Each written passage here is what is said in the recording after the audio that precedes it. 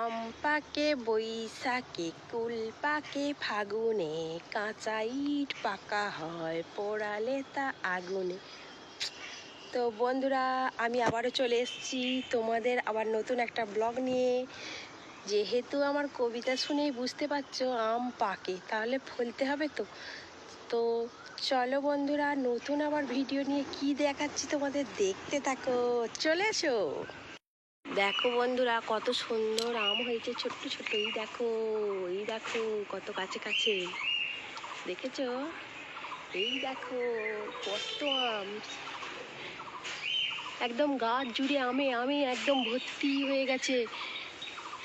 হ্যাঁ, যত আম হয়েছে তার মানে ঝড় বৃষ্টি এবারে বেশি হবে, তাই তো? কারণ আমের মুকুল বা আম ঝরা দেখে অনেকে তখন ঠাকুমায়েরা দিদারা বলতো যে আম যেই বছর বেশি হয় সেই বছর প্রচুর ঝড় বৃষ্টি হয়। তো দেখো সারা গাছ জুড়ে, ও কি মজাই না লাগছে আমাকে। তোমরা কি দেখতে পাচ্ছ আমগুলোকে?